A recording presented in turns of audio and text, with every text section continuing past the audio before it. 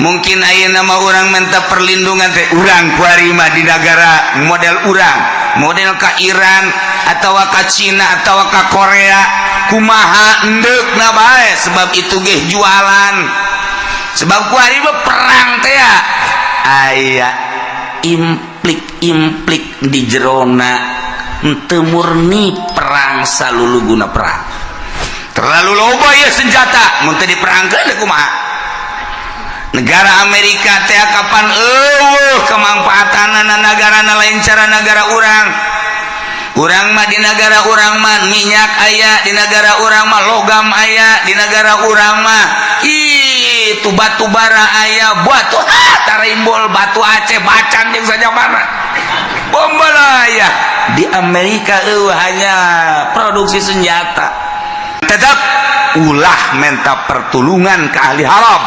Masya Allah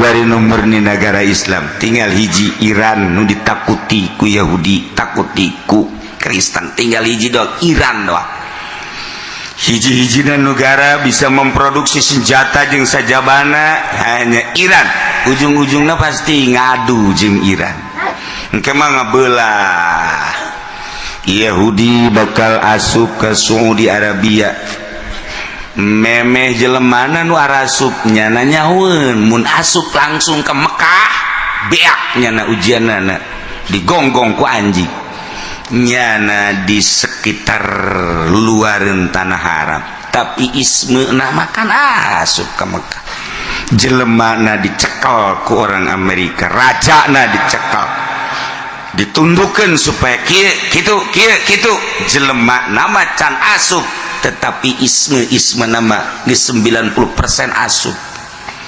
pembangunan geus didominasi ku Amerika ndek kumaha deui tinggal prakna doang ke bakalna melalui orang Habasyah engke bakalna Baitullah ge dihancurkeun itu peperangan gede bakalna sebab naon ieu dajjal engke dajjal mulai masuk Madinah ngan teu bisa asup Madinah mah tetep dajjal teh teu bisa asup Madinah jeung Mekah Imam Mahdi nu asup ke Mekah ngan dajjal di pinggir Madinah bakalna nyana di pinggir Madinah cicingna dajjal teh di dinya montok dibuat kuari hotel-hotel ku Saudi Arabia di luarin tanah haram Madinah jang naon menyambut kedatangan Dajjal moal datang ujug cicing didinya lamun pertalian heula antara manusia nu aya di Saudi Arabia jeung di Amerika moal dipersilakeun atuh di perangan tetapi engke mah kan dipersilakeun dengan tenang-tenang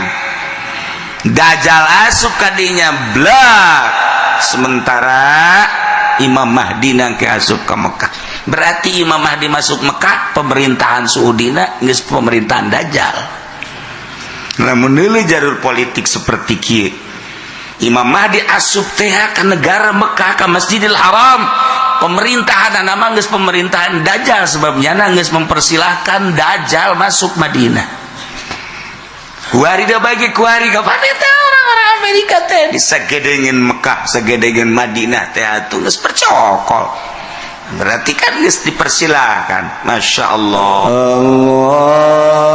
Allahumma sholli ala sayyidina Muhammad wa ala ali sayyidina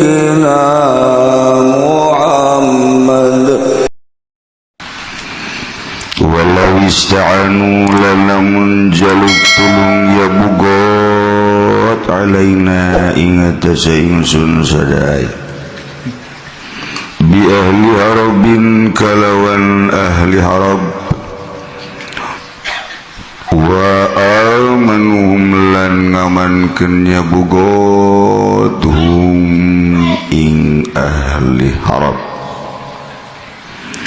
lam yanqul amanuhum maka ora lulus apa keamanane bugot alaina ing atas ingsun sadaya wa lafaz alaihim lan Gusti aman ingat sebugot pelasai dalam mungguh kaulas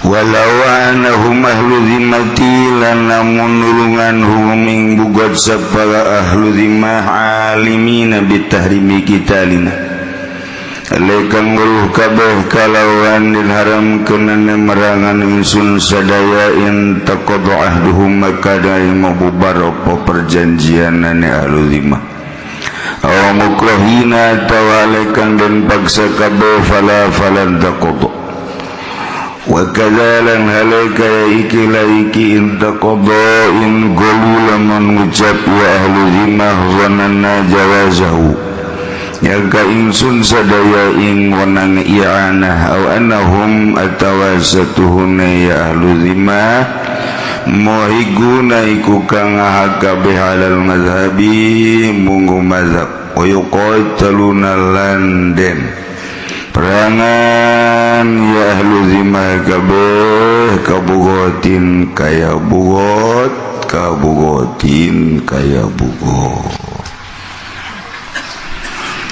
Para jamaah kaum muslimin wal muslimat rahimakumullah. Alhamdulillah urang masih keneh dipaparina nikmat sehat, nikmat afiat sehingga karasa ku sehat ieu ngeunahna dahar ngeunah nanginung ku urang dipetakeun di bulan Rajab sanajan titah puasa tetep dahar bae mumpung sehat. Jadi mumpung sehat lain pakai puasa pakai dahar sakitu ge alhamdulillahirabbil emang nu belon mah kitu lain mang pangmeungpeung tapi nu jelas sanajan pakai dahar pakai nyenum niat najang ibadah ka Gusti Allah subhanahu lantaran aya jelema lamun dibawa puasa geus teu bisa lempang-lempang acan aing lamun puasa moal bisa ngaji jakna ka Cilongok maning dahar bae anta ka aing bacelah maning dahar datang ke Cilongok ai ku daharna sebab seubeuh teuing hanya pelengkap doang bencara mobil truk ganjel doang dibawa bae dibawa nama kebe waktu mundur dibawa diganjel lumayan segitu ke isi ge bangsa nu ngaraji ganjel malulu ganjel-ganjel ge ka bawang ke daerah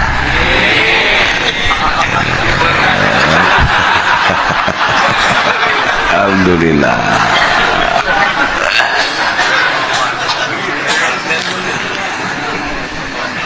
Di sebuah negara nu negarana ngalaksanakeun syariat tentuna kepala negarana teu sambarangan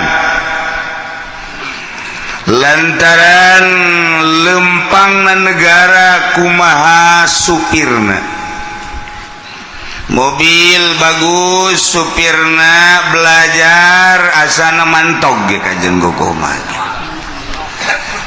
balik sen eueuh hiji padahal mobilnya bagus supirna belajar berangkat deui leos sakedeung sen kanan eueuh 3 kali berangkat setir eueuh acak-acakan sehebat apapun kendaraan dikendarai na kudu belajar tetap nabrak acak-acakan penumpang sing jererit eta cerita mobil mun kapal di luhur belajar asana sing jarwak kabeh sarua urang lamun naik beca tukang becana belajar asa endek brek asa dek brek bae ieu nagara ge lamun supirna belajar ieu kos kieu ku ari kos urang teu nyaho endek dikamanakeun ieu nagara dek kumaha ieu nagara sanajan nyana mah pede bae tapi pan ieu penumpang sing jarerit ya penumpang teh tergantung kumaha kepala negara kiai ge sarua nyupiran agama teh masyarakat sing jerit asal lain kieu asal ieu supir urang nabrak bener bae ngeridit wah paingan teu naheun ditumpakanana orangnya nabrak Masya Allah ya si supir ku kabina-bina deui jak masyarakat ditumpakan deh terus susuganan cager menang ti Golkar leuwih parah ngagejebur ka sumur ya supir sarua bae kepala negara nu ngarasakeunana penumpangna agama nu ngarasakeunna penumpangna ulah disalahkeun lamun penumpangna juara rindit sebabnya nyupiranana teu beres teu kahartieun ku penumpang aing ngagejebur bisa cakna tah kos kitu bae terus. Nah sebuah negara anu lalakonna nyaritakeun tentang syariat pelaksanaan syariat jadi lain model negara urang ieu mah keur carita ngaji sebab ngaji mah menang nyokot tina Al-Qur'an menang nyokot tina hadis Kangjeng Nabi urang Kangjeng Nabi Muhammad sallallahu alaihi wasallam dibentukeun di sebuah negara jadilah negara syariat biasana pamimpinna khalifah. Ia seorang khalifah nu mimpin sebuah negara aiprak di tengah-tengah berjalan negara aya nu anti terhadap kelangsungan negara tersebut bugot ngaranna sebab negara tersebut tengah laksanakeun aturan-aturan nunggeus dimusyawarahkeun ku para dewan-dewan kemudian bugot nuntut karena pelaksanaan tersebut selama negara can ngalaksanakeun bugot terus-terusan menuntut kepada pemerintah terjadilah huru-hara antara negara jeung pemberontak kan ngeunah henteu lamun ngadengena kitu mah sebab bugot teh nyana neuk ngeberontak deuk ngaluruskeun negara ai di urang makan kuari sanajan berontak lain deuk ngaluruskeun aing can kabagian ulah sararia bae kabeneran anu berangkatna teu bisaeun beuki digejeg-gejeg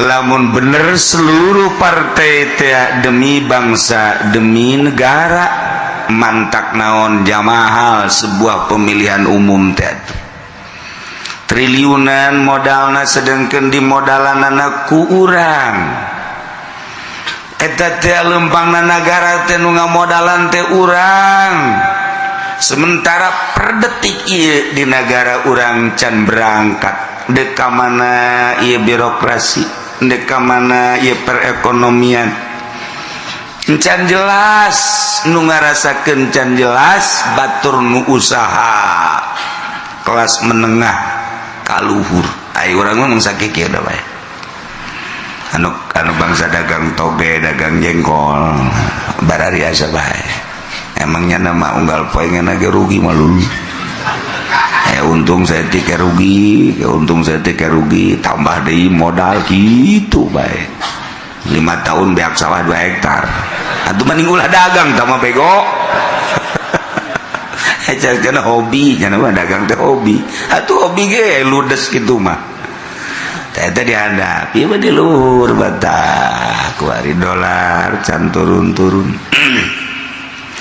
antara bahan baku jeung produksi teh aku ekspor impor teh jelas hendek datang ka kumaha nah eta teh meureun akibat teu kerja sama ieu meureunana deuk kalempangkeun nu ieu ulah nu ieu embung kos kitulah negara di urang cecek-cecek lamun boga watak nak jeung budaya cara di luar negeri geus suruhara gede ieu ngan untung di urang mah masih keneh make peradaban ih diarantepkeun bae cucu lucusan sorangan presiden sakumaha de kondangan ke di darah rukung tah eta teh akan bintik-bintik emang dek ngalahancong nyanda sosoranganan tah ieu per detik ieu teh encan teh ya hopad urang anu dihandap ji jakadeuluna mah hebat teh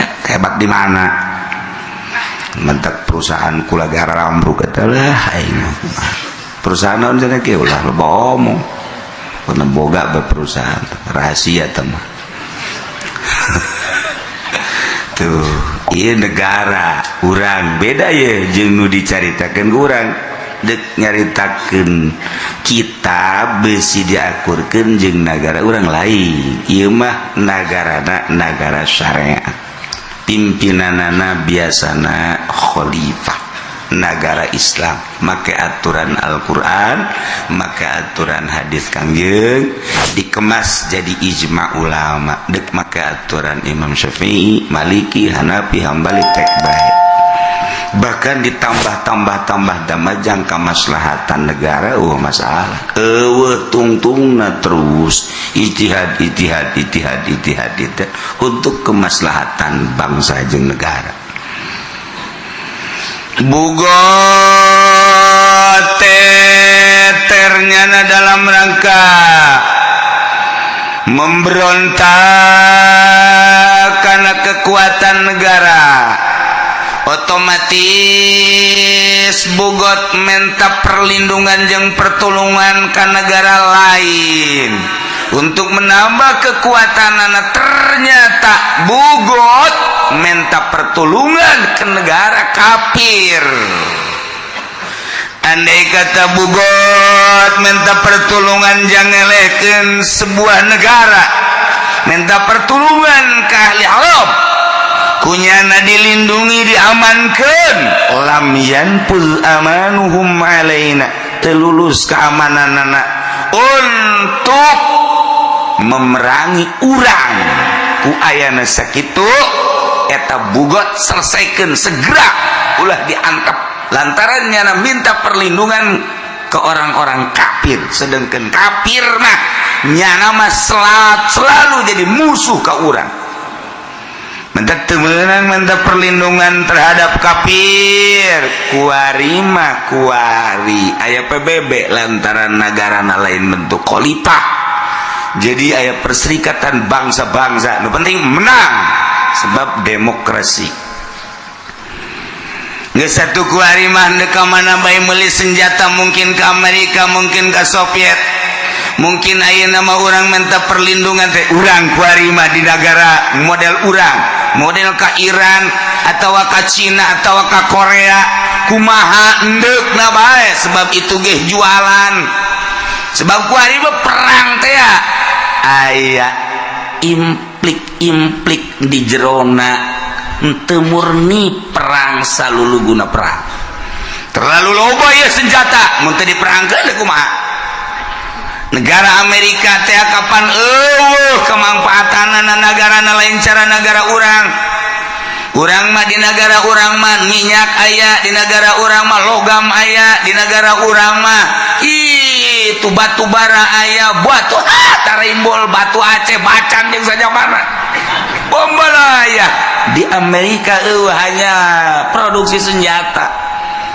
namun senjata geus loba ndek di kamana tuh ngajual senjata majakan perang ya otomatis yang peperangan kan hiji-hijina nya nama boga nangan senjata na doang ya diperangkeun kan gunyan nyen motif peperangan dikeur mah di jerona aya kitu 16 dendam kesumat yakni Yahudi nu baheula diusir ku Kangjeng Nabi di Madinah menjadi 4 kasta na Yahudi anu baheula terisolir nyana tetep dendam bae kapan waktu buah hajar Islam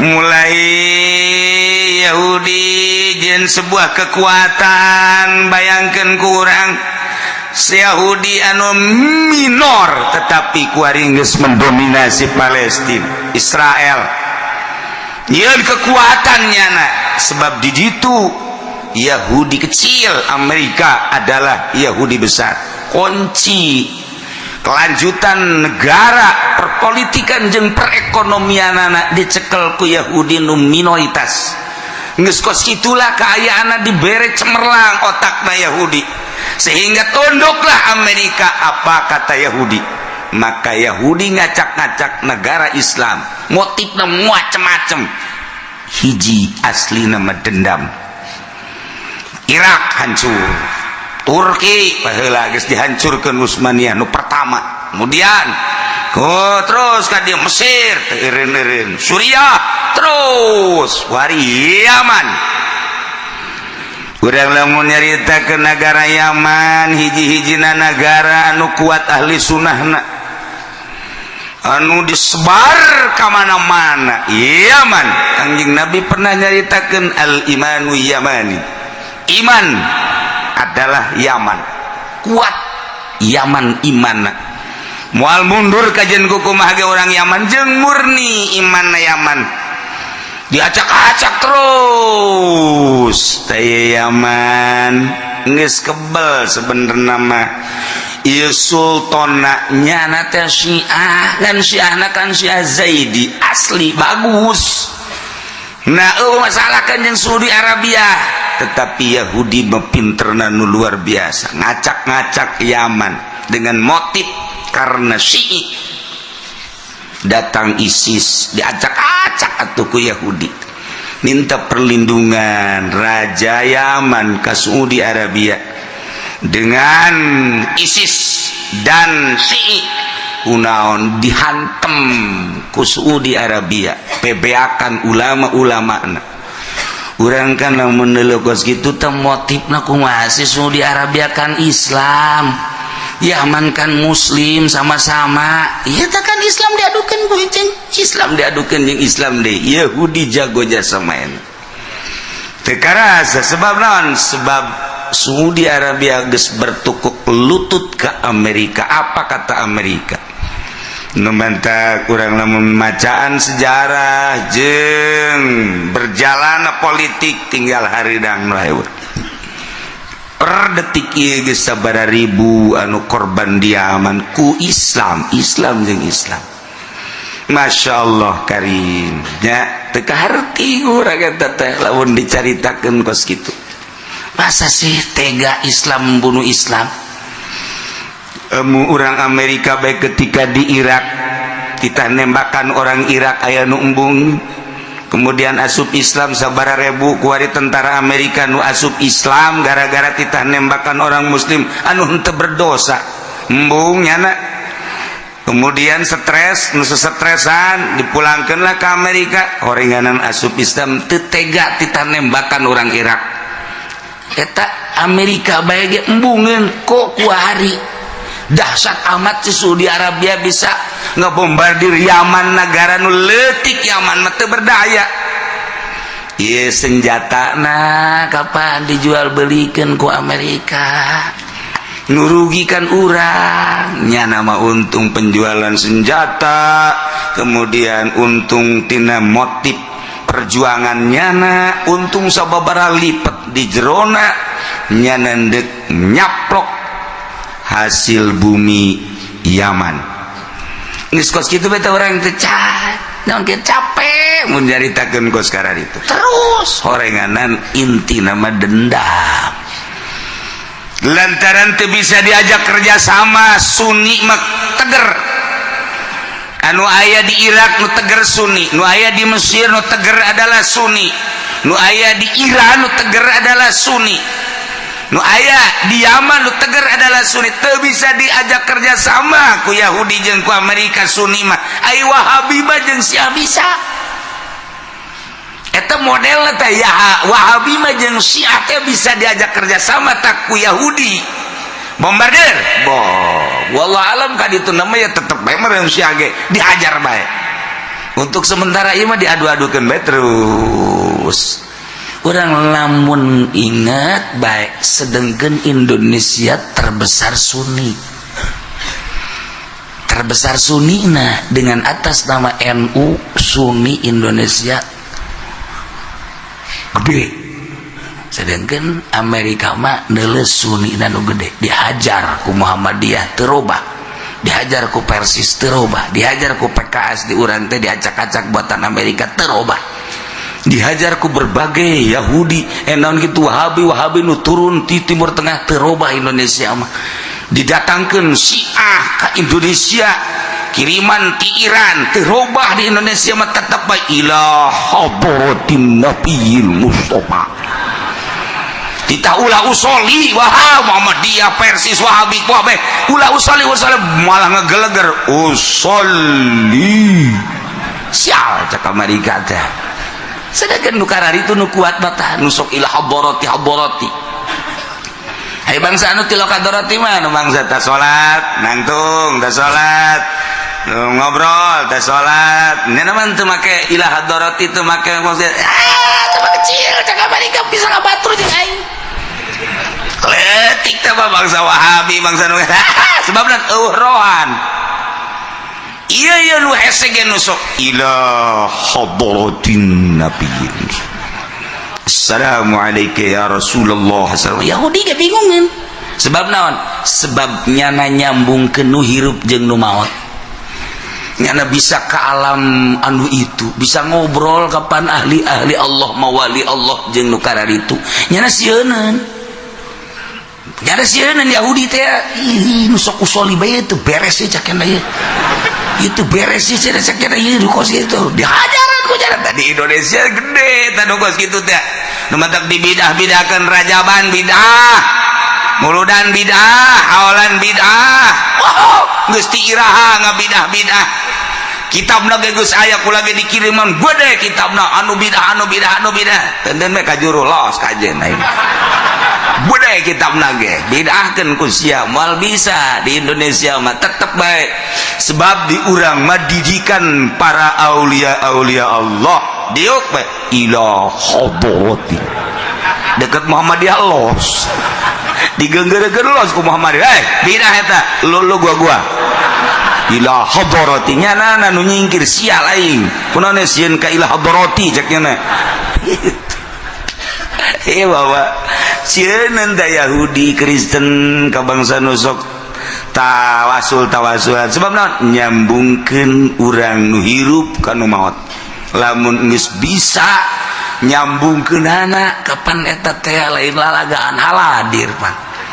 Mentek di Irak nu menang kaum ortodok disebutna ortodok Sunni teh Islam ortodok eta teh ahli sunnah wal jamaah ahli thariqah nu tager teh eta datang ka kuari nu ditakuti ku Amerika teh eta.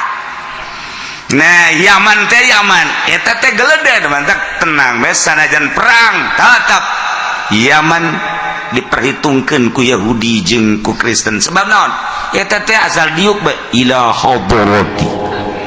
Di Mekah ge kos kitu bae. Nah kajeun nama Yaman mah Indonesia kuari geus didongkel ku Muhammadiyah ku Persis ku berbagai-bagai geus ditah ulah usoli hadrati kunut jeung sajabana malah beurang ge nyana Haji Pendi mah Allahumma hdini qadaan Allahumma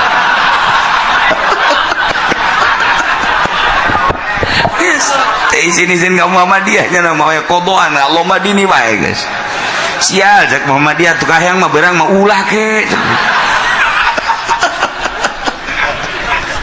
Ya Allah.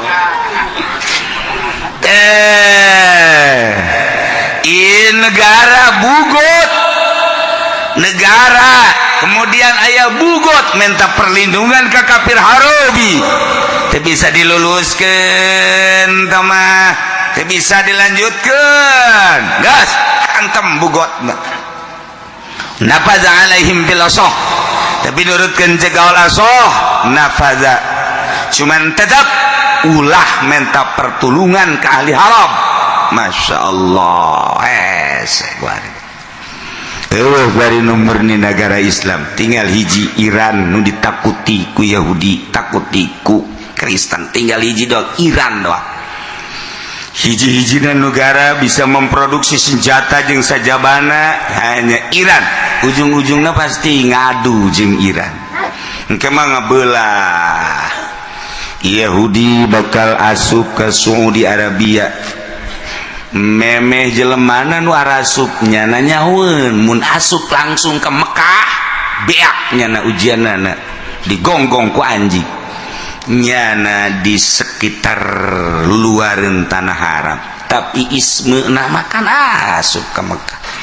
Jelemana dicekal ku orang Amerika, rajana dicekal ditundukkan supaya kitu jelema nama can asup, tetapi isme nama di 90% asup. Pembangunan geus didominasi ku Amerika, endek kumaha deui tinggal prakna doang ke bakalna melalui orang Habasyah engke bakalna Baitullah ge dihancurkeun. Itu peperangan gede bakalna, sebab naon ieu dajjal engke dajjal mulai masuk Madinah ngan teu bisa asup Madinah mah tetep dajjal teh teu bisa asup Madinah jeung Mekah. Imam Mahdi nu asup ke Mekah ngan dajjal di pinggir Madinah, bakalna nyana di pinggir Madinah, cicingna dajjal teh di dinya. Montak dibuat kuari hotel-hotel ku Saudi Arabia di luarin tanah haram Madinah, jang naon menyambut kedatangan Dajjal. Moal datang ujug cicing didinya lamun eueuh pertalian heula antara manusia nu aya di Saudi Arabia jeung di Amerika. Moal dipersilakeun atuh diperangan, tetapi engke mah kan dipersilakeun dengan tenang-tenang. Dajjal asup kadinya blak, sementara Imam Mahdi nangke asup ke Mekah. Berarti Imam Mahdi masuk Mekah, pemerintahan Saudina geus pemerintahan Dajjal.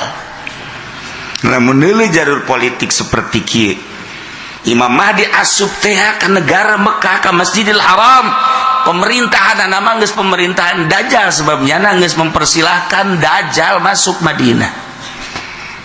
Kuari da bagi kuari ka paneta orang-orang Amerika teh disagedeungeun Mekah, sagedeungeun Madinah teh atuh geus percokol. Berarti kan geus dipersilahkan. Masya Allah karim. Lamun urang nyaritakeun kos itu asa tarereh jasa. Geus darareukeut jasa. Mantak untung lah anu geus karolot mah. Artina untung teh moal kebal deui nya hirupna. Geus nemah nya ge aing malah geus leulean kuburan bae geus. Malah mana ya aing. Walau anahu maluzimatil lamun alizima kafir zimi nulungan bugot jaon nya nage haram baginya merangan urang kaum muslimin aya pertalian nyana jeung bugot, sehingga ahli zimah nulungan bugot memberontak ke negara tersebut nyawanya nage bahwa haram memerangan negara, maka intaqadha ahduhum perjanjian ahli zimah jeung bugot batal.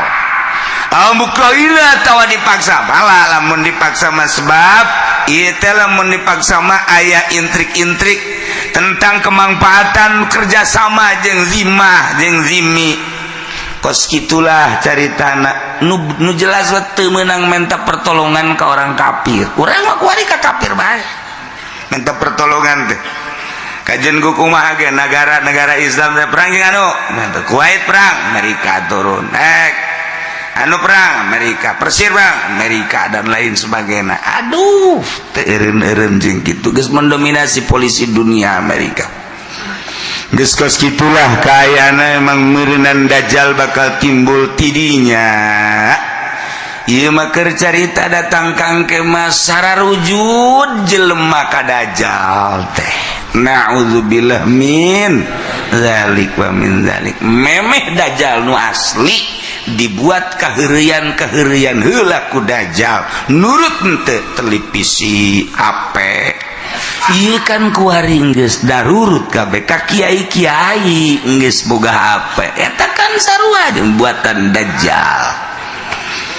masalah sih dek kumaha deui jawaban kos katiu kareunyeun kaheureyan dajjalun disebut dajjalun dadajalan heula memeh nu asli setik digrogoti nu mantak hanya ahli thariqah lah anu kuat sebab jana bersilsilah selama teu akur jeung aturan teu bae kajeun kumaha ge maka anu bakal nyeungseurikeun teh ka ahli-ahli thariqah ulama-ulama nu geus asup ka dajjal ngaortodokeun lah kitu kampungan dan lain sebagainya tetep bae sebabnya nama merasakan indahna ibadah ka Gusti Allah tuh tinggal kiai-kiai ustad-ustad anu berjuang di luarin eta nu sigana berjuang padahal mah horenganan ngagejeburkeun diri terus bentrok masalah emang geus kos kitu pasti bentrok bae sebab beda jalur ieu mah dunia ieu mah akhirat ieu mah dunia ieu mah akhirat asa kahalangan jelema anu memperjuangkeun dunia dengan motif jeung bahasa kemajuan lah ngahalangan majulah tidak akan majulah padahal ancurna nyana ge teu maju-maju kita mah sakadar hawa nafsu terus tingkehnya saeutik akalun jelema nu nyekelan ajeg tentang kebenaran saeutik di sebuah negara di negara mana we geus ngan tetep bae aya jang tetengger tetep aya tuh karena geus teu kadaruat kompetisi tentang dunia deuk kumaha tuh coba magahan ngaji bae batur mah geus dar-dar ka ditu ganti motor ganti mobilnya nama masih kene magahan ngaji bae manggading magahan ngaji makan duitan mulai tidinya terus kabelah dieuna didatangan ku lurah ku camat lurah lah teh nanti aing angel asa kaboga duit maning ngilu bae geus teu kuat teu kuat aya nu salakina kuat pamajikanna ka haji atuh ulah cicingeun ya batur ge geus baroga mobil ya batur ge di sararumbang narima kok ka haji mah henteu lah atuh narima bae sarua bae jala atuh ja kitu-kitu keneh ieu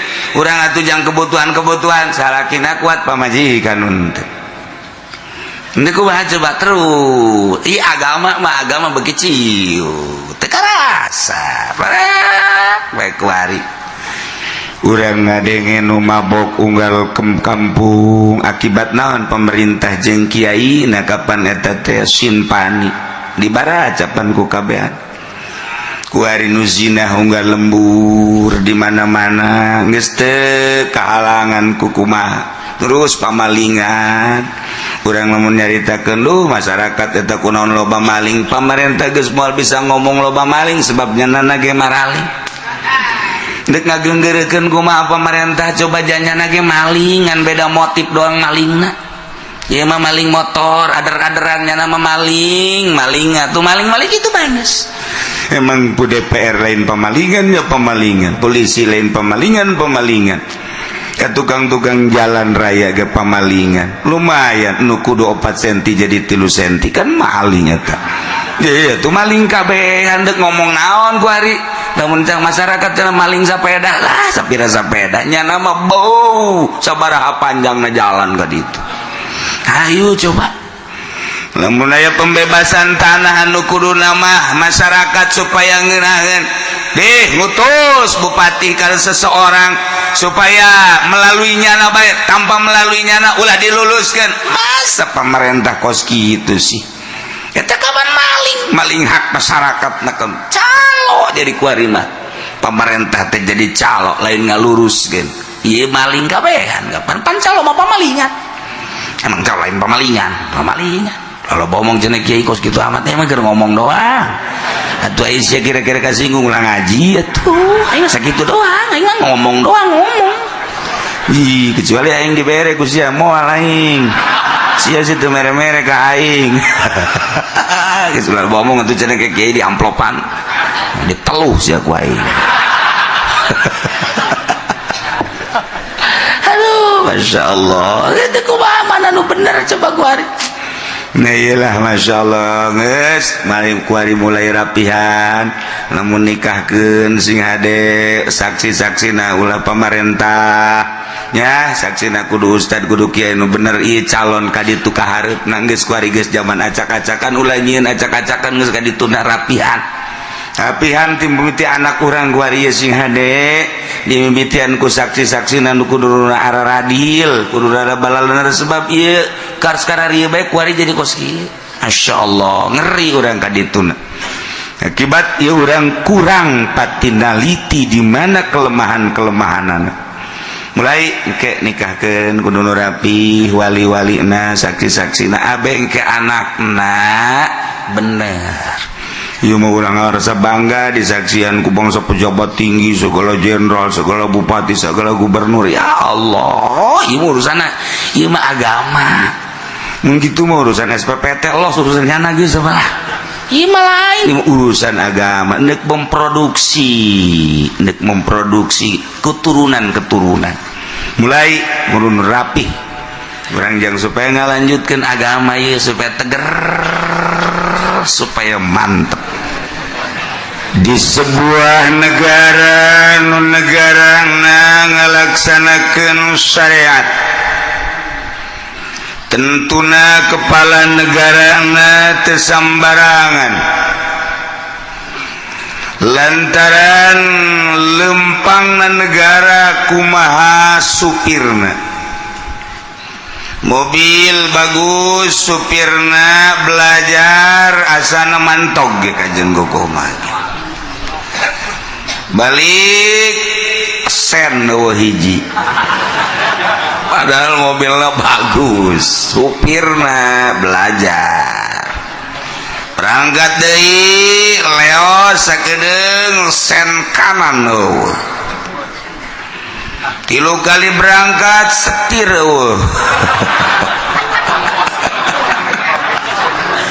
acak-acakan sehebat apapun kendaraan dikendarai na kudu belajar tetap nabrak acak-acakan penumpang sing jererit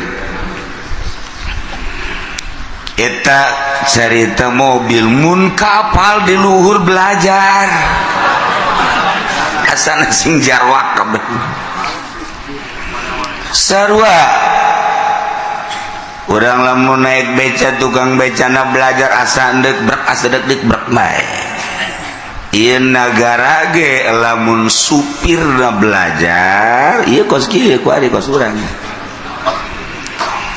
teu nyaho endek dikamanakeun ieu nagara deuk kumaha ieu nagara sanajan nyana mah pede bae tapi pan ieu penumpang sing jarerit ya penumpang teh tergantung kumaha kepala negara kiai ge sarua nyupiran agama teh masyarakat sing jerit asa lain kieu asal ieu supir urang nabrak bener bae ngeridit wah paingan teu naheun ditumpakanana orangnya nabrak.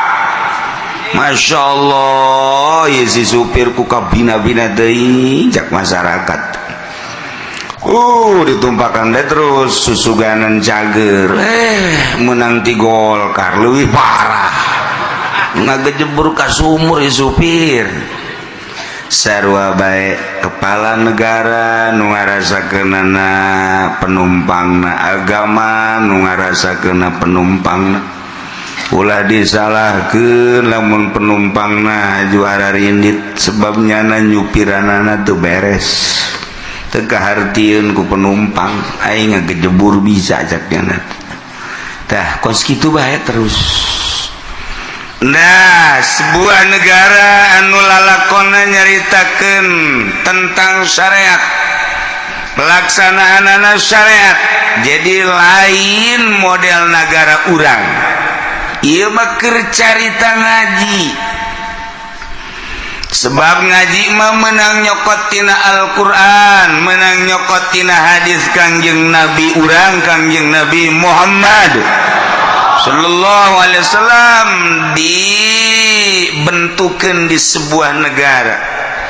Jadilah negara syariat, biasana pamimpinna khalifah. Ia seorang khalifah nu mimpin sebuah negara. Aiprak di tengah-tengah berjalan negara aya nu anti terhadap kelangsungan negara tersebut, bugot ngaranna. Sebab negara tersebut tengah laksanakeun aturan-aturan nunggeus dimusyawarahkeun ku para dewan-dewan. Kemudian bugot nuntut karena pelaksanaan tersebut, selama negara can ngalaksanakeun bugot terus-terusan menuntut kepada pemerintah. Terjadilah huru-hara antara negara jeung pemberontak. Kan ngeunah henteu lamun ngadengena kitu mah sebab bugot teh nyana neuk ngebrontak deuk ngaluruskeun negara. Ai di urang makan kuari sanajan berontak lain neuk ngaluruskeun, aing can kabagian. Ulah sararia bae. Kabeneran anu berangkatna teu bisaeun beuki digejeg-gejeg. Lamun bener seluruh partai teh demi bangsa, demi negara, mantak naon jamahal sebuah pemilihan umum teh. Triliunan modalna sedengkeun dimodalanana ku urang.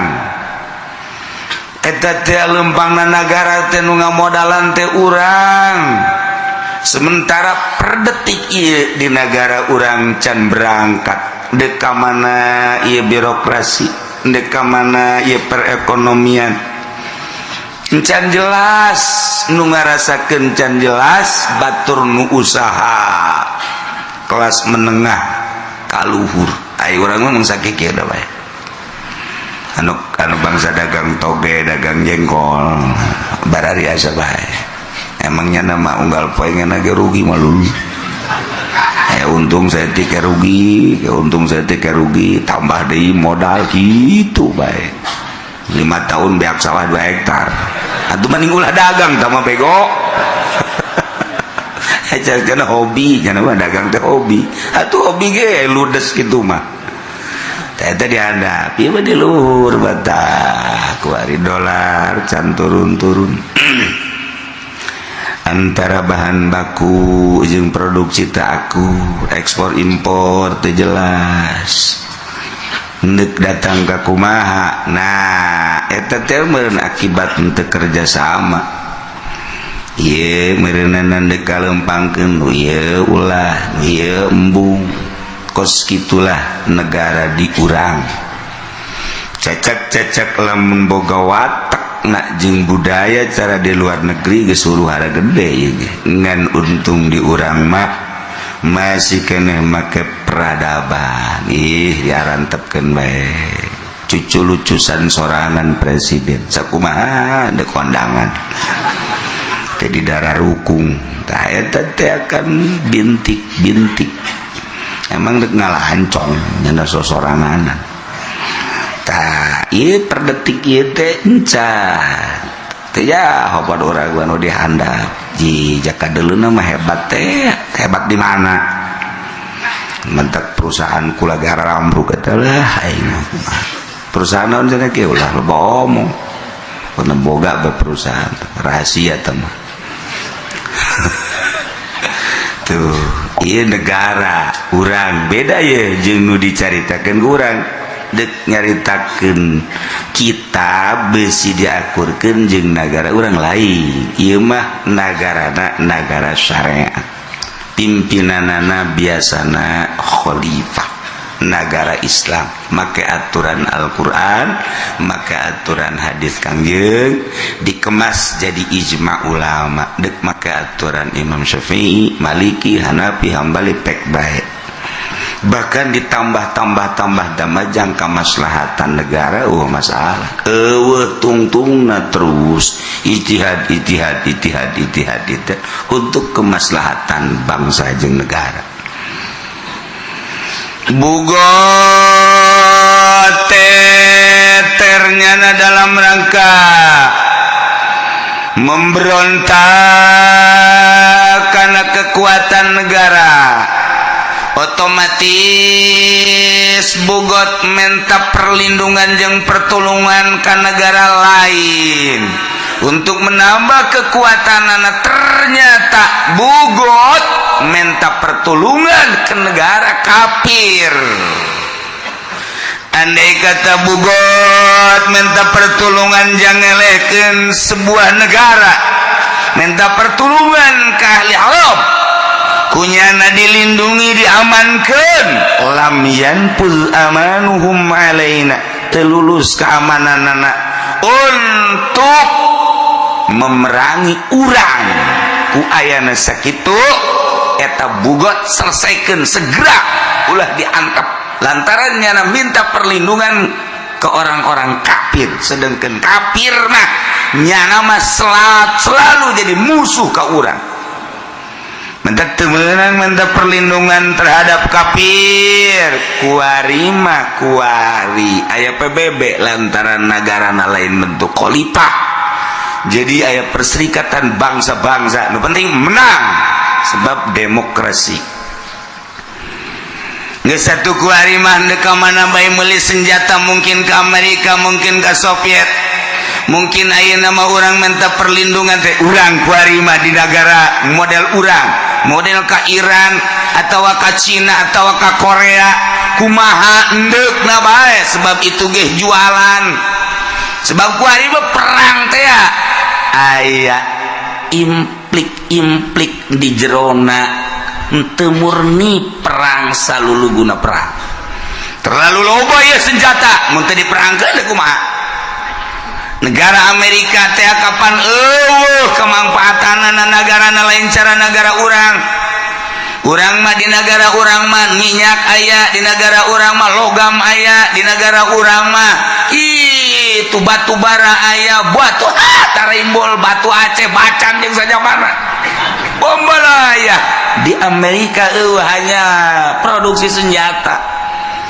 namun senjata geus loba ndek di kamanakeun atuh ngajual senjata mah jakanu perang ya otomatis jeung peperangan kan hiji-hijina nya nama boga nangan senjata na doang iya diperangkeun kan gunyana nyen motif peperangan dikeur mah di jerona aya kitu 16 dendam kesumat yakni Yahudi nu baheula diusir ku Kangjeng Nabi di Madinah menjadi 4 kasta na Yahudi anu baheula terisolir nyana tetep dendam bae kapan waktu gua hajar Islam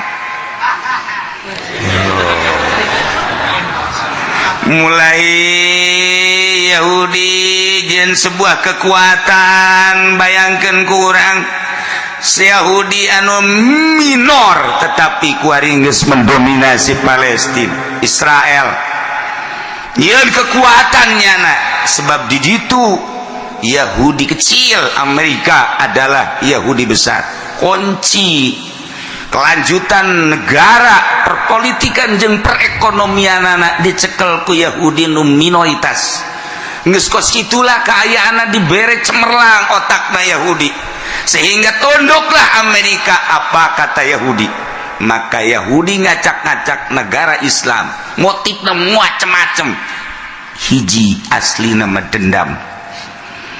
Irak hancur, Turki baheula geus dihancurkeun Utsmaniyah nu pertama. Kemudian terus ka dieu Mesir eureun-eureun, Suriah terus wari Yaman. Urang lamun nyaritakeun negara Yaman hiji-hijina negara anu kuat ahli sunnahna anu disebar ka mana-mana. Yaman Kangjeng Nabi pernah nyaritakeun al-imanu yamani. Iman adalah Yaman, kuat Yaman imanna. Moal mundur kajian kukumah ge orang Yaman jeung murni imanna Yaman. Diacak-acak terus taya Yaman geus kebel sebenarnya mah ieu sultana nyana teh Syiah kan Syiahna kan Syiah Zaidi asli bagus. Nah masalah kan yang Saudi Arabia tetapi Yahudi mempinterna nu luar biasa ngacak-ngacak Yaman dengan motif karena Syi'i datang ISIS diacak-acak atuh ku Yahudi minta perlindungan Raja Yaman ke Saudi Arabia dengan ISIS dan Syi'i kunaon dihantem ku Saudi Arabia PBA-kan ulama-ulama.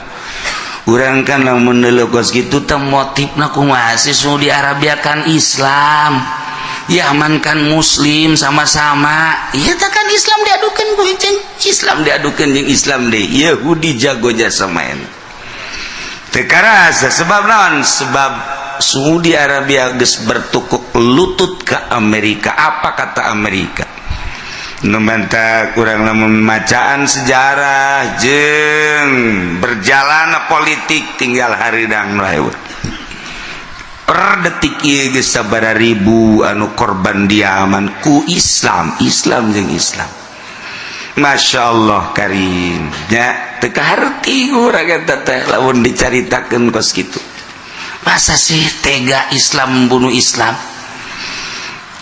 Orang Amerika baik ketika di Irak kita nembakan orang Irak aya nu embung kemudian asup Islam sabaraha rebu kuari tentara Amerika nu asup Islam gara-gara kita nembakan orang Muslim anu henteu berdosa embung nyana. Kemudian stres nu sestresan dipulangkeunlah ke Amerika horenganan asup Islam teu tega kita nembakan orang Irak. Eta Amerika bae ge embungeun kok kuari dahsyat amat si Saudi Arabia bisa ngebombardir Yaman negara nu leutik Yaman mah teu berdaya. Ieu senjatana kapan dijual belikeun ku Amerika nurugikan urang nya nama untung penjualan senjata kemudian untung tina motif perjuangannya na untung sababaraha lipet di jerona nya nendek nyaplok hasil bumi Yaman. Geus kos kitu beta urang teh naon kieu capek mun nyaritakeun kos karana itu. Terus horenganan inti nama dendam. Lantaran teu bisa diajak kerjasama Sunni mah teger. Anu aya di Irak nu teger Sunni, nu aya di Mesir nu teger adalah Sunni, nu aya di Iran nu teger adalah Sunni. Nu aya di Yaman nu teger adalah Sunni. Teu bisa diajak kerjasama ku Yahudi jeung ku Amerika Sunni mah. Ai Wahabi mah jeung Syiah bisa. Eta model teh ya Wahabi mah jeung Syiah teh bisa diajak kerjasama tak ku Yahudi. Bombardir. Wallah alam ka ditu namanya tetep bae mah Syiah ge diajar bae. Untuk sementara ieu mah diadu-adukeun bae terus. Orang lamun ingat baik sedangkan Indonesia terbesar Sunni nah dengan atas nama NU Sunni Indonesia gede sedangkan Amerika mah neuleus Sunni dan gede dihajar ku Muhammadiyah terubah dihajar ku Persis terubah dihajar ku PKS di urang teh diacak-acak buatan Amerika terubah.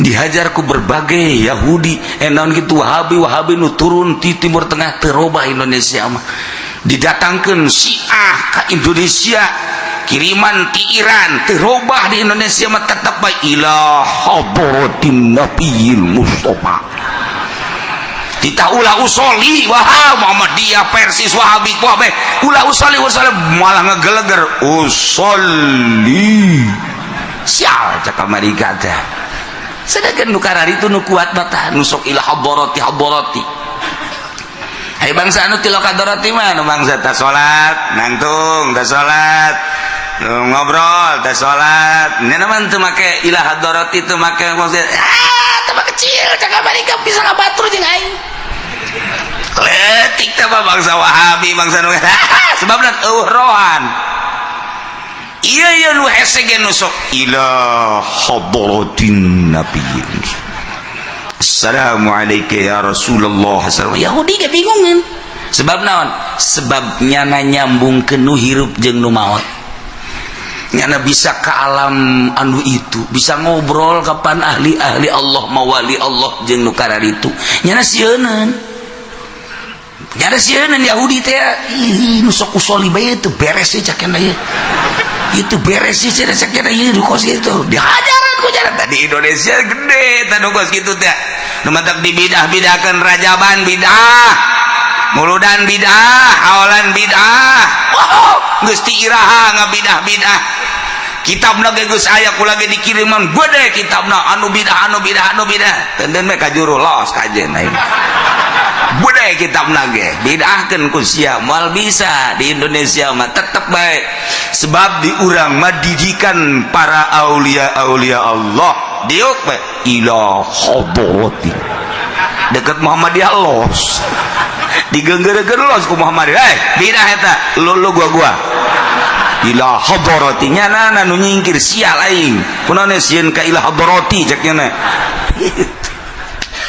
bawa sieun da Yahudi Kristen ka bangsa nusok tawasulan sebab naon nyambungkeun urang nu hirup ka nu maot lamun geus bisa nyambungkeunana kapan eta teh lain lalagaan haladir Pak mentek di Irak nu menang kaum ortodok disebut ortodok Sunni teh Islam ortodok eta teh ahli sunnah wal jamaah ahli thariqah nu tager teh eta datang ka kuari nu ditakuti ku Amerika teh eta nah Yaman eta teh geledeh mantak tenang bae sanajan perang tetap Yaman diperhitungkeun ku Yahudi jeung ku Kristen sebab naon eta teh asal diuk bae ila hadrati di Mekah ge kos kitu bae nah kajeun nama Yaman mah Indonesia kuari geus didongkel ku Muhammadiyah ku Persis ku berbagai-bagai geus ditah ulah usoli hadrati kunut jeung sajabana malah beurang ge nyana Haji Pendi mah Allahumma hdini qadaan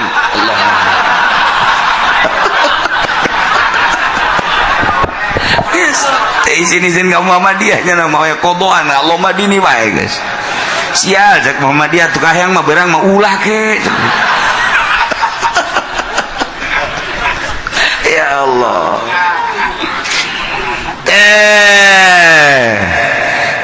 negara bugot negara kemudian aya bugot minta perlindungan ke kafir harobi teu bisa diluluskeun tamah teu bisa dilanjutkeun gas antem bugot nafaza alaihim bil asah tapi nurutkeun cegaul asah nafaza cuman tetap ulah minta pertolongan ke ahli haram Masya Allah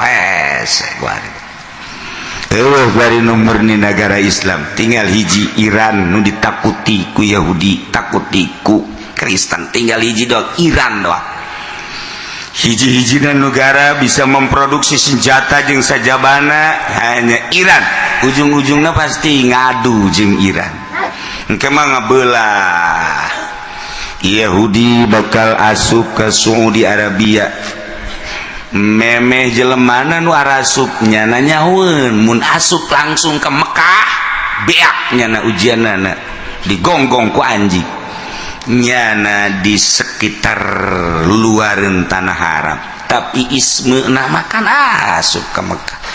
Jelema na dicekal ku orang Amerika, raja na dicekal, ditundukkan supaya gitu jelema nama can asup, tetapi isme nama di 90% asup.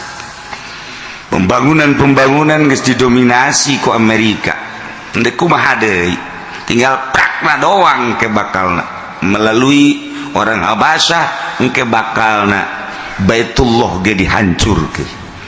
Itu peperangan gede bakalna, sebab naon ieu dajjal engke dajjal mulai masuk Madinah, ngan teu bisa asup Madinah mah tetep dajjal teh teu bisa asup Madinah jeung Mekah. Imam Mahdi nu asup ke Mekah, ngan dajjal di pinggir Madinah, bakalna nyana di pinggir Madinah, cicingna dajjal teh di dinya. Montak dibuat kuari hotel-hotel khusus di Arabia di luarin tanah haram Madinah, jang naon menyambut kedatangan Dajjal. Moal datang ujug cicing didinya lamun pertalian heula antara manusia nu aya di Saudi Arabia jeung di Amerika. Moal dipersilakeun atuh di perangan, tetapi engke mah kan dipersilakeun dengan tenang-tenang.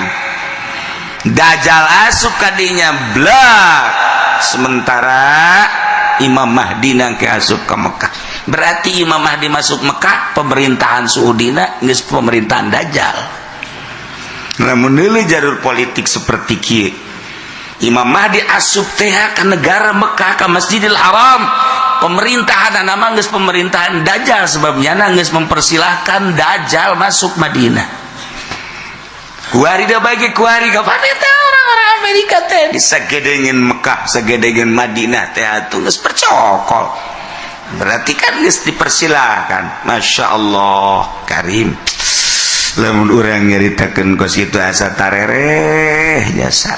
Geus darareukeut jasa. Mantak untung lah anu geus karolot mah. Artina untung teh moal kebal deui nya hirupna. Geus nemahnya nage aing malah geus ngeuleun kuburan bae geus. Malah mana ya aing.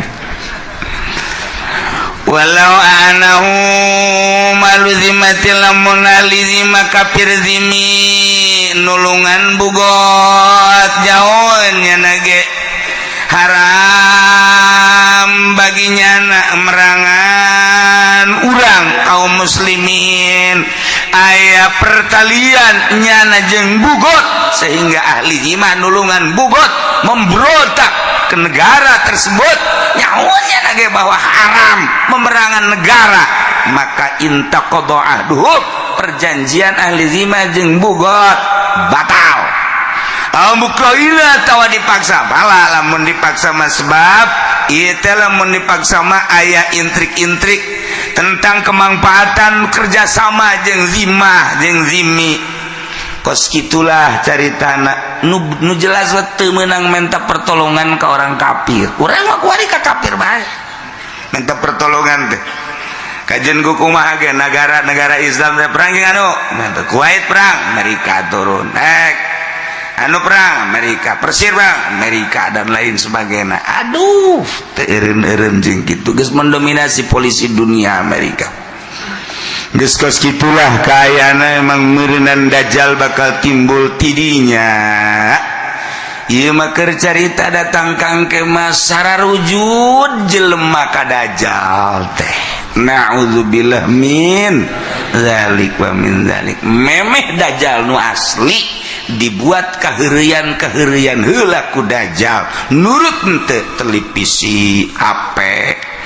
Ieu kan kuaring geus darurut kabeh ka kiai-kiai geus boga HP. Eta kan sarua jeung buatan Dajjal. Masalah sih.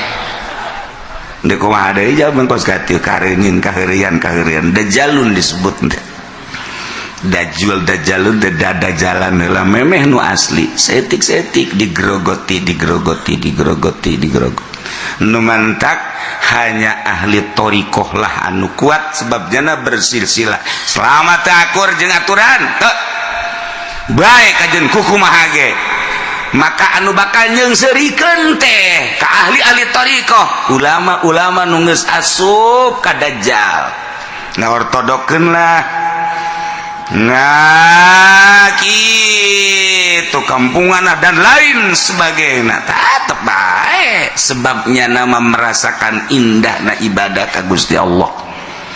Tuh tinggal kiai-kiai ustad-ustad anu berjuang di luarin eta nu sigana berjuang padahal mah orenganan ngagejeburkeun diri terus bentrok masalah emang geus kos kitu pasti bentrok bae sebab beda jalur ieu mah dunia ieu mah akhirat ieu mah dunia ieu mah akhirat asa kahalangan jelema anu memperjuangkeun dunia dengan motif jeung bahasa kemajuan lah ngalangan majulah tidak akan majulah padahal ancurna nyana ge teu maju-maju kita bener sekadar hawa nafsu terus ada tingkahnya setik akalun jelema nu nyekelan ajeg tentang kebenaran setik di sebuah negara di negara mana we geus ngan tetep bae aya jang tetengger tetep aya tuh karena geus teu kadaruat kompetisi tentang dunia deuk kumaha tuh coba magahan ngaji bae batur manggeus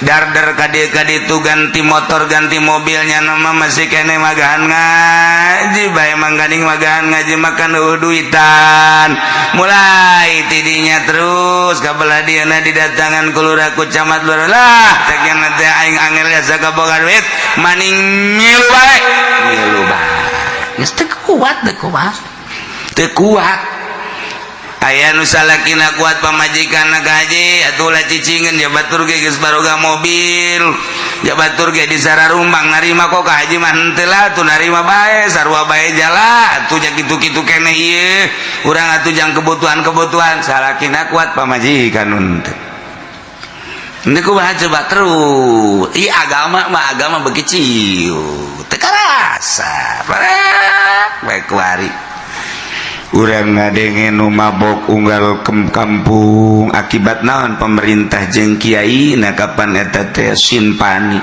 dibaracapan ku kabehan kuari nu zina unggal lembur di mana-mana geus teu kahalangan ku kumaha terus pamalingan urang lamun nyaritakeun lu masyarakat eta kunaon loba maling pamarentah geus moal bisa ngomong loba maling sebab nyanana ge maraling dek ngageunggeurekeun kumaha pamarentah coba janyana ge malingan beda motif doang malingna ieu mah maling motor ader-aderan nyana mah maling atuh maling kitu banges emang pu DPR lain pamalingan ya pamalingan polisi lain pamalingan ka tukang-tukang jalan raya ge pamalingan lumayan nu kudu 4 cm jadi 3 cm kan maling eta ya tuh maling kabeh handek ngomong naon ku ari namun masyarakat cenah maling sapeda lah sapira sapeda nya nama bau sabaraha panjangna jalan ka ditu ayo coba lamun aya pembebasan tanah anu kudu nama masyarakat supaya ngeunaheun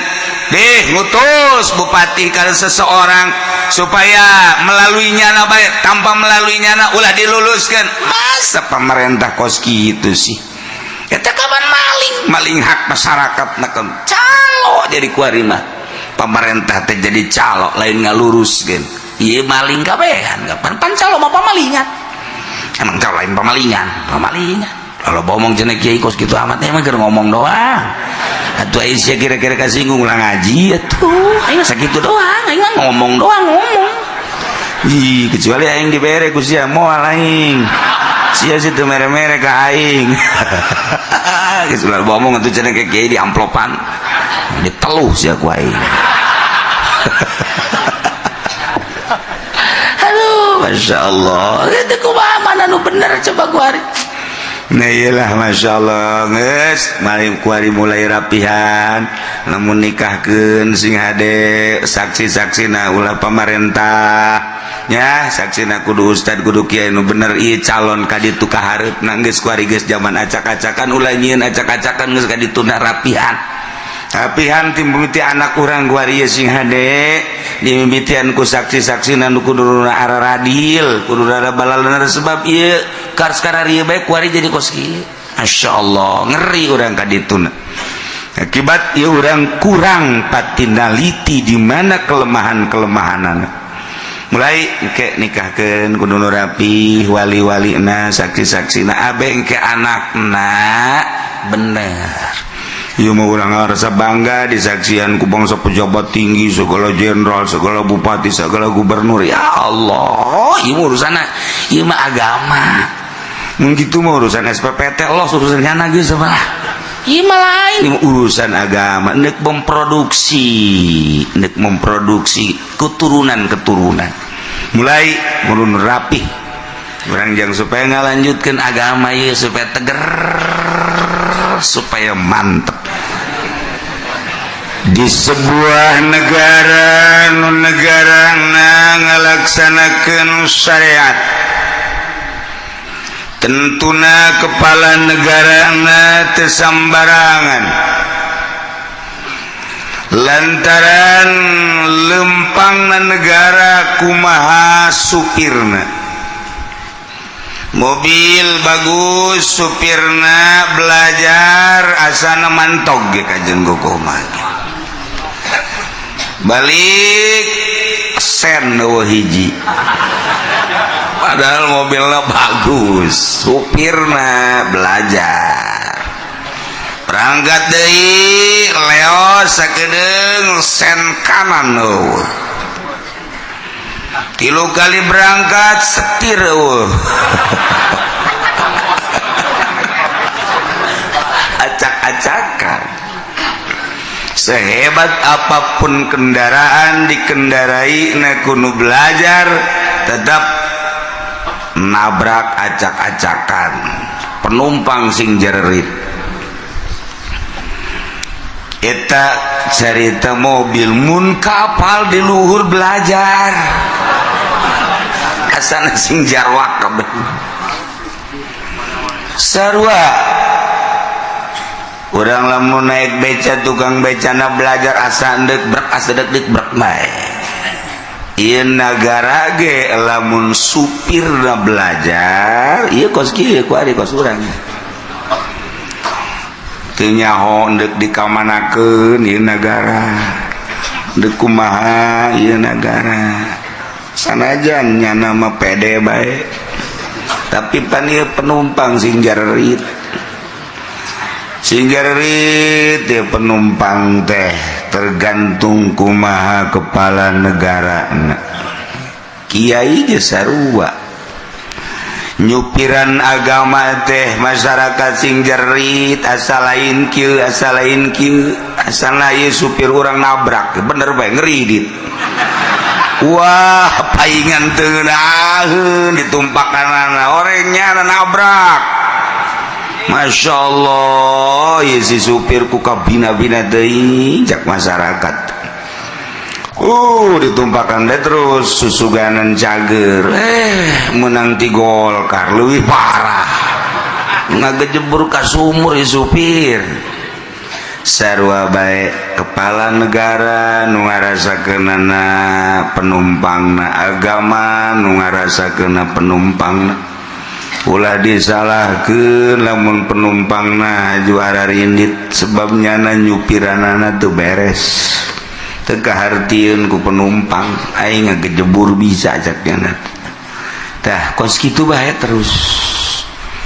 Nah, sebuah negara anu lalakonna nyaritakeun tentang syariat, pelaksanaanana syariat, jadi lain model negara urang. Ieu mah keur carita ngaji. Sebab ngaji mah menang nyokot tina Al-Qur'an, menang nyokot tina hadis Kangjeng Nabi urang, Kangjeng Nabi Muhammad sallallahu alaihi wasallam dibentukeun di sebuah negara. Jadilah negara syariat, biasana pemimpinna khalifah. Ia seorang khalifah nu mimpin sebuah negara. Aiprak di tengah-tengah berjalan negara aya nu anti terhadap kelangsungan negara tersebut. Bugot ngaranna. sebab negara tersebut tengah laksanakan aturan-aturan nunggus dimusyawarahkan ku para dewan-dewan, kemudian bugot nuntut karena pelaksanaan tersebut. Selama negara can ngalaksanakan bugot terus-terusan menuntut kepada pemerintah, terjadilah huru-hara antara negara jeung pemberontak. Kan ngeunah henteu lamun ngadengena kitu mah sebab bugot teh nyana neuk ngeberontak deuk ngaluruskeun negara. Ai di urang makan kuari sanajan berontak lain neuk ngaluruskeun aing can kabagian. Ulah sararia bae. Kabeneran anu berangkatna teu bisaeun beuki digejeg-gejeg. Lamun bener seluruh partai teh demi bangsa, demi negara, mantak naon jamahal sebuah pemilihan umum teh. Triliunan modalna sedengkeun dimodalanana ku urang. Eta teh lempangna negara teh nu ngamodalan teh urang. Sementara per detik ieu di negara urang can berangkat deuk ka mana ieu birokrasi, deuk ka mana ieu perekonomian. Can jelas nu ngarasakeun can jelas batur nu usaha kelas menengah kaluhur. Ai urang mah sakiki da bae. Anu bangsa dagang toge, dagang jengkol, barari asa bae. Emangnya nama unggal poe ngana ge rugi malulu. Untung saya teh rugi, untung saya teh rugi, tambah deui modal kitu bae. 5 tahun beak sawah 2 hektar. Atuh mending ulah dagang tah mah bego. Cenah hobi, cenah mah dagang teh hobi. Atuh hobi ge ludes kitu mah. Teh dihadap, ieu mah di luhur batak. Kuari dolar can turun-turun. Antara bahan baku jeung produksi teh aku, ekspor impor teh jelas. Neuk datang ka kumaha. Nah, eta teh meureun akibat teu kerja sama. Ieu meureunana deuk kalempangkeun nu ieu ulah, nu ieu embung. Kos kitulah negara di urang.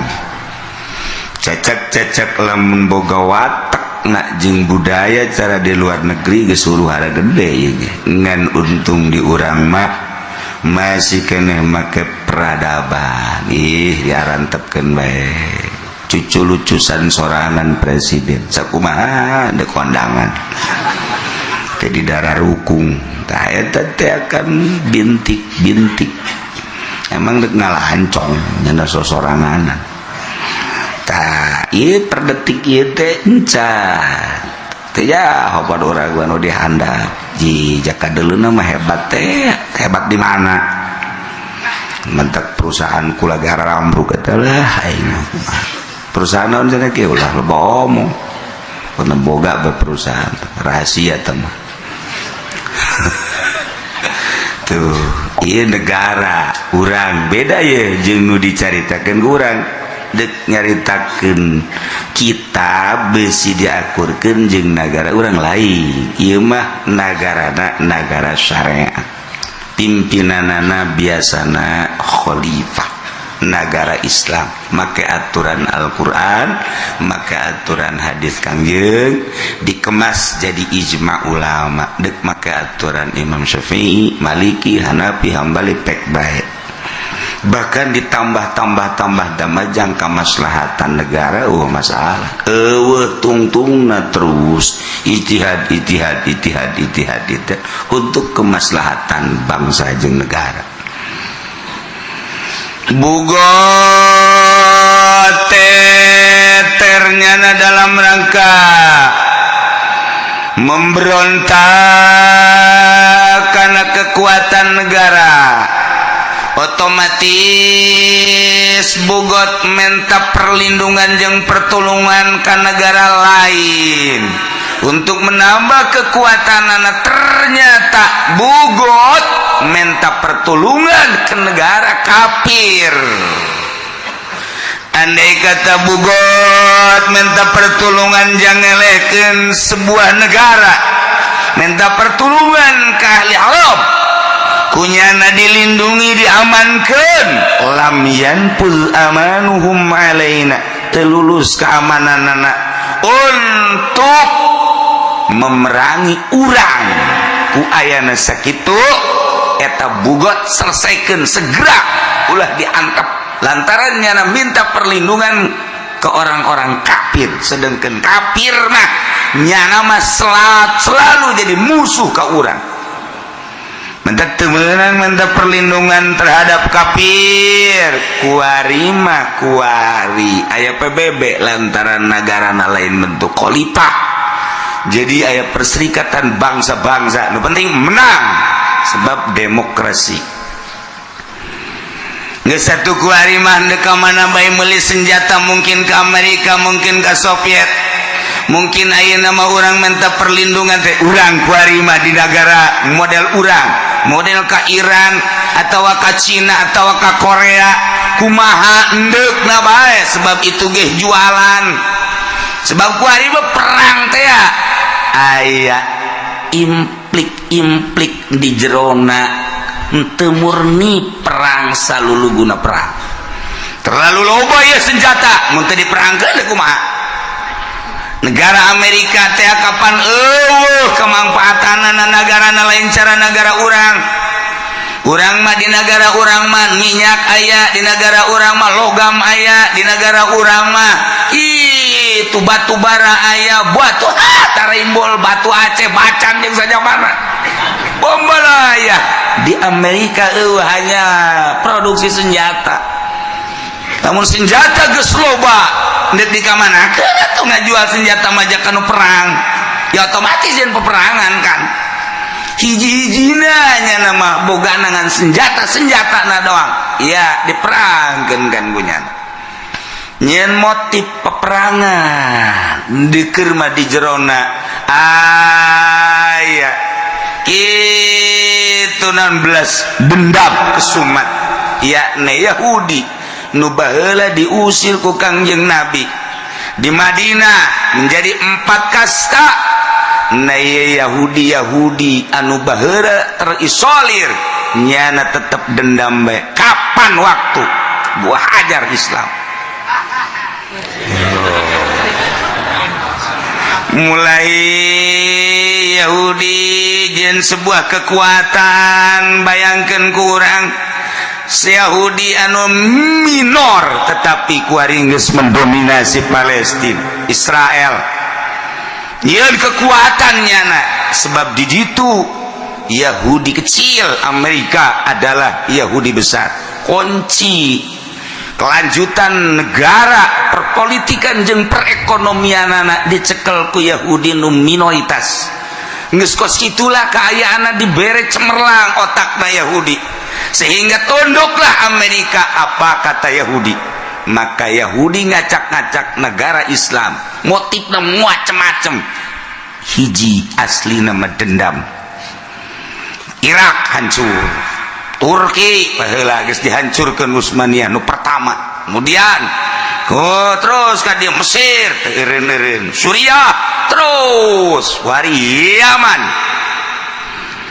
Urang lamun nyarita ke negara Yaman, hiji-hijina negara anu kuat ahli sunnahna, anu disebar ke mana-mana. Yaman, Kangjeng Nabi pernah nyaritakeun al-imanu yamani. Iman adalah Yaman. Kuat Yaman imanna. Moal mundur kajian kukumaha ge orang Yaman jeung murni imanna Yaman. Diacak-acak terus teh Yaman geus kebel sebenarnya mah ieu sultana nyana teh Syiah, dan Syiahna kan Syiah Zaidi asli bagus. Nah masalah kan yang Saudi Arabia, tetapi Yahudi pinterna nu luar biasa ngacak-ngacak Yaman dengan motif karena Syi'i. Datang ISIS diacak-acak atuh ku Yahudi. minta perlindungan Raja Yaman ke Saudi Arabia dengan ISIS dan Syi'i kunaon dihantem ku Saudi Arabia pebeakan ulama-ulama. Urang kan lamun delokos kitu teh motifna kumaha sih Saudi Arabia kan Islam, Yaman kan Muslim sama-sama. Ieu teh kan Islam diadukeun ku Islam diadukeun jeung Islam deui. Yahudi jago jasa main. Teu karasa sebab naon? Sebab Saudi Arabia geus bertukuk lutut ke Amerika. Apa kata Amerika? Nu manta kurang lamun macaan sejarah jeung berjalan politik tinggal haridang wae. Per detik ieu geus sabaraha ribu anu korban di Yaman ku Islam jeung Islam. Masya Allah karim nya teu kaharti urang eta teh lamun dicaritakeun kos kitu. Masa sih tega Islam membunuh Islam?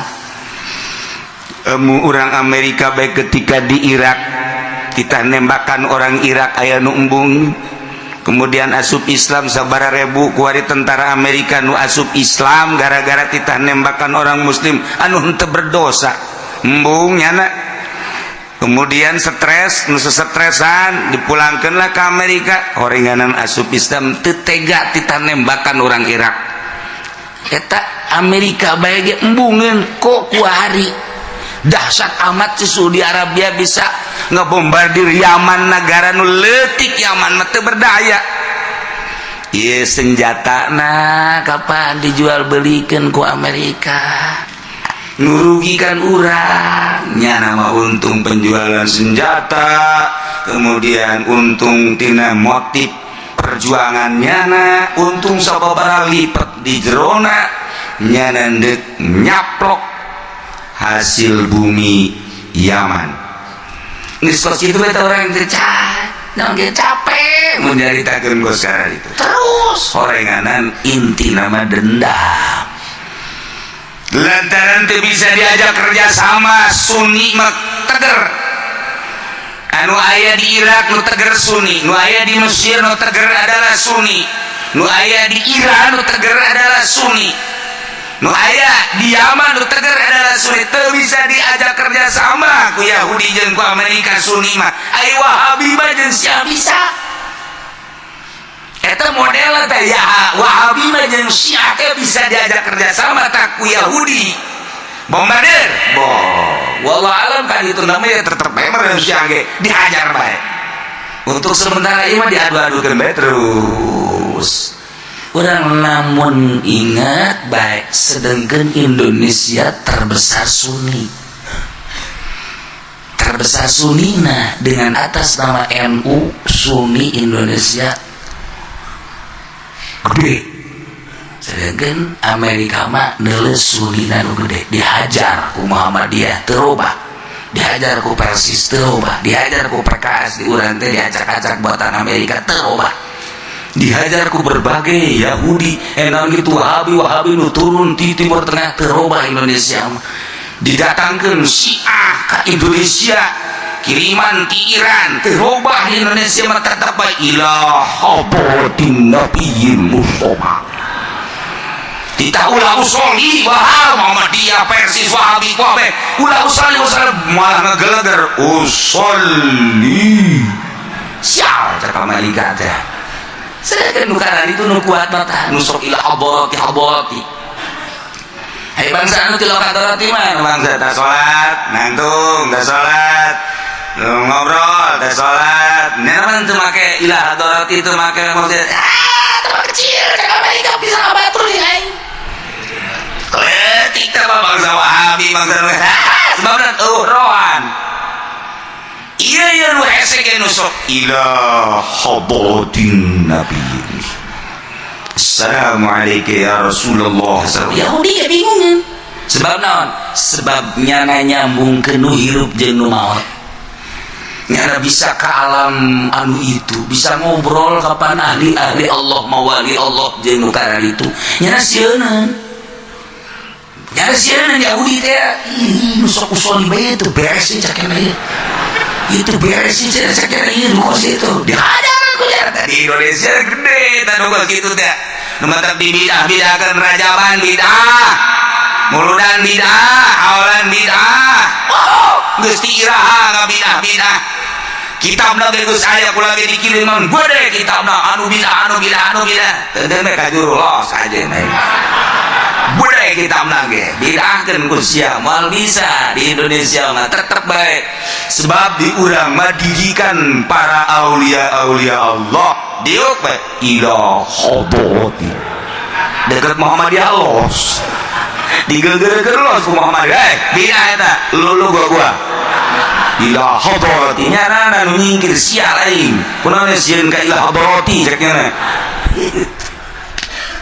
bawa sieun teh Yahudi Kristen ka bangsa nu sok tawasul sebab nyambungkeun urang hirup kan maut lamun geus bisa nyambungkeun anak kapan eta teh lain lalagaan haladir mah mantep di Irak nu menang kaum ortodok disebut ortodok Sunni teh Islam ortodok eta teh ahli sunnah wal jamaah di thariqah nu tager teh eta datang ka aku dikeun ditakuti ku Amerika teh eta nah Yaman eta teh geleder lantak tenang bae sanajan perang tetep Yaman diperhitungkeun ku Yahudi jeung ku Kristen sebab naon eta teh asal diuk bae ila hadrati di Mekah ge kos kitu bae nah kajeun nama Yaman mah Indonesia kuan geus didongkel ku Muhammadiyah ku Persis ku berbagai-bagai geus ditaulah usul di hadrati kunut jeung sajabana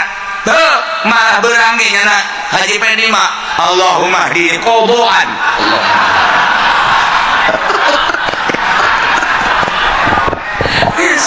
izin Muhammadiyah nya mah aya qadaan da lomba dini wae geus sia rek Muhammadiyah teu kahayang mah beurang mah ulah ge ya Allah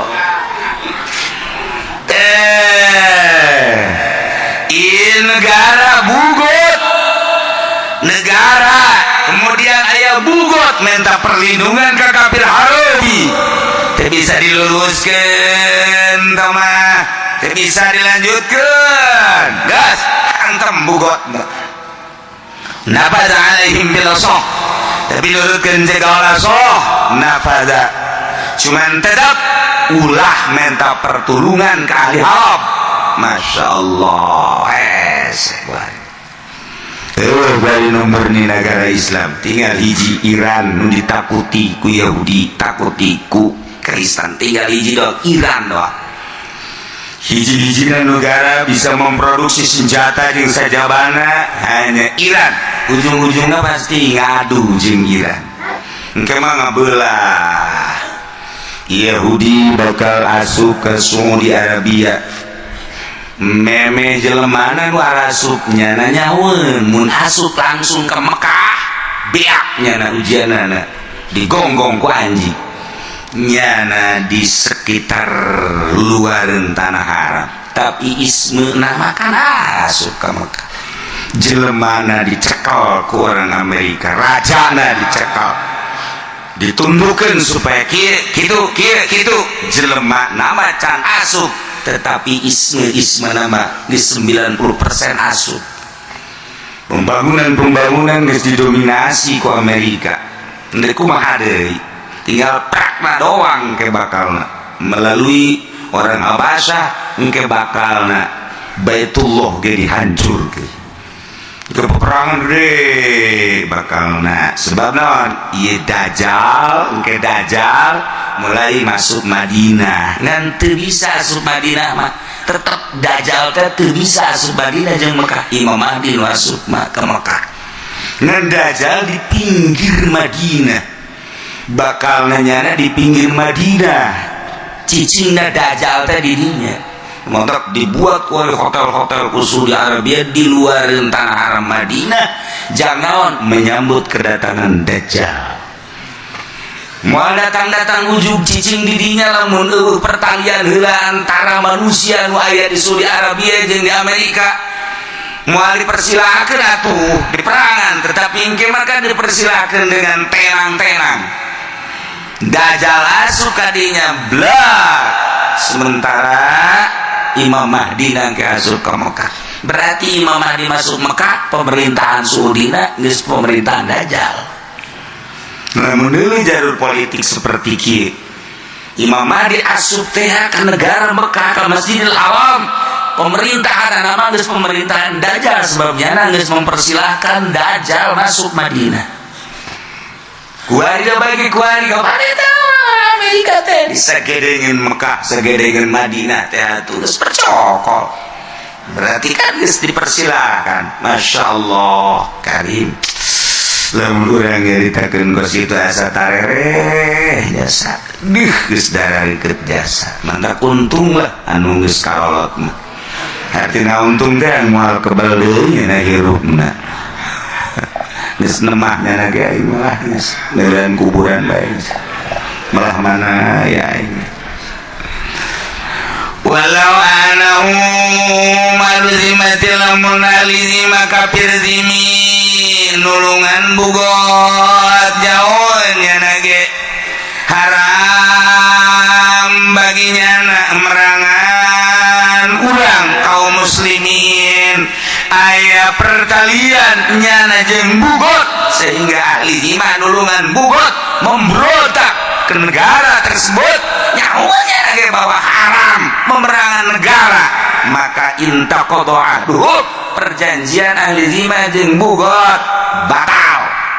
Al-muqayyid atau dipaksa malah lamun dipaksa mah sebab ieu teh lamun dipaksa mah aya intrik-intrik tentang kemanfaatan kerjasama jeung zimah jeung zimi. Kos itulah caritana nu jelas teu meunang minta pertolongan ke orang kafir. Urang mah kuari ka kafir mah minta pertolongan teh. Kajen ku kumaha ge negara-negara Islam teh perang anu Kuwait perang Amerika turun anu perang Amerika Persia perang Amerika dan lain sebagainya. Aduh teureun jeung kitu geus mendominasi polisi dunia Amerika. Geus kos kitulah kayana emang nurunan Dajjal bakal timbul tirinya. Ieu mah keur carita datang kangke masa rujud jelema ka Dajjal teh. Na'udzubillah min dzalik wa min dzalik. Memeh Dajjal nu asli dibuat kaheurian-kaheurian heula ku Dajjal. Nurut teu televisi ape. Ieu kan kuaring geus darurut kabeh ka kiai-kiai geus boga HP. Eta kan sarua jeung buatan Dajjal. Masalah sih. Ndek kumaha deui ya mengkos kati kareun kaheurian Dajjalun disebutna. Dajjal Dajjalan heula memeh nu asli. Setik-setik digrogoti.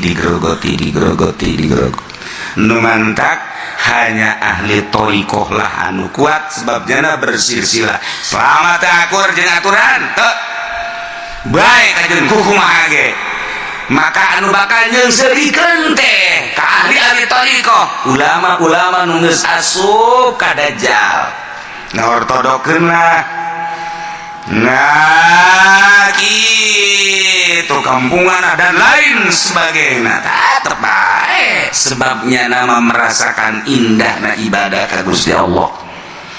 Tuh tinggal kiai-kiai ustad-ustad anu berjuang di luareun eta nu sigana berjuang padahal mah orenganan ngagejeburkeun diri terus bentrok masalah emang geus kos kitu pasti bentrok bae. Sebab beda jalur imah dunia imah akhirat asa kehalangan jelema anu memperjuangkan dunia dengan motif jeung bahasa kemajuan lah ngalangan majulah tidak akan majulah padahal ansur nanya lagi teu maju itu lah sekadar hawa nafsu terus setik akalun jelema nu nyekelan adeg tentang kebenaran setika di sebuah negara di negara mana gue ngan tetep aya jangan tertengger tetep aya tuh karena geus teu kadaruat kompetisi tentang dunia deuk kumaha tuh coba magahan ngaji batur manggeus dar ka ditu ganti motor ganti mobilnya nama masih kene magahan ngaji bae mangganing magahan ngaji makan duitan mulai tidinya terus kabelah dieuna didatangan ku lurah ku camat lurah lah teh nanti aing angel asa kaboga duit maning ngilu bae ngilu geus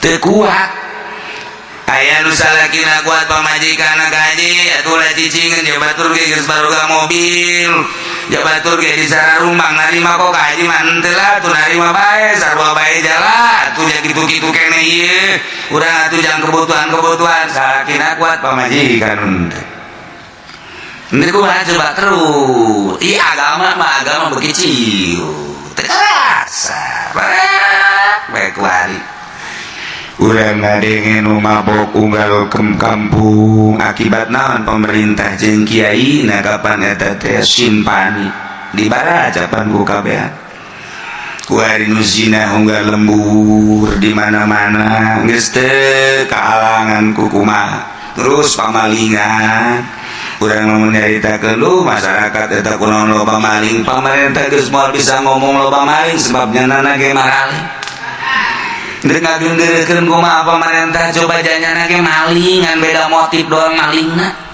ieu mah maling motor ader-aderan nya mah maling atuh maling itu bagus emang bu DPR lain pamalingan ya pamalingan polisi lain pamalingan ka tukang-tukang jalan raya ke pamalingan lumayan nu kudu 4 cm jadi 3 cm kan maling eta ya tuh maling kabehan deuk ngomong naon ku ari namun masyarakat cenah maling sepeda lah sepeda nya mah bau sabaraha panjangna jalan ka ditu ayo coba lamun aya pembebasan tanah nu kudu nama masyarakat supaya ngeuraheun ngutus bupati ka seseorang supaya melaluinya bae tanpa melaluinya ulah diluluskeun masa pamarentah kos kitu sih eta kawan maling hak masyarakat nakeun calo jadi kuarina pamarentah teh jadi calo lain ngaluruskeun ieu maling kabehan pan calo pamalingan emang calo lain pamalingan kalau ngomong cenah kiai kos kitu amat emang keur ngomong doang atuh Aisyah kira-kira kasinggung lah ngaji atuh sakitu doang ngomong doang kecuali yang dibere ku sia moal aing sia teu mere-mere ka aing geus ngomong atuh cenah kiai amplopan ditelu sia ku aing halo masyaallah itu kumaha mana nu bener coba ku ari nah iyalah Masya Allah guys main kuari mulai rapihan namun nikahkeun sing hade saksi-saksi na ulah pamarentah nya saksi na guru ustad guru kiai nu bener ieu calon ka ditu ka hareupna geus kuari geus zaman acak-acakan ulah nyieun acak-acakan geus ka ditunda rapihan timimiti anak urang kuari sing hade dimimitian ku saksi-saksi na kudu adil kudu balalan sebab ieu kasar di baik kuari jadi kosi Masya Allah ngeri orang tadi itu akibat ya orang kurang patinaliti di mana kelemahan mulai kayak nikahkan kudu rapi wali-wali na saksi-saksi na abeng ke anak na bener yang orang harus bangga disaksian ku bangsa pejabat tinggi segala jenderal segala bupati segala gubernur ya Allah ini urusannya ini mah agama begitu urusan SPPT lo urusannya lagi sama ini urusan agama nek memproduksi keturunan mulai menurun rapi orang jangan supaya ngalanjutkan agama ya supaya tegar supaya mantap Allahumma sholli ala sayyidina Muhammad wa ala ali sayyidina Muhammad kama sayyidina Ibrahim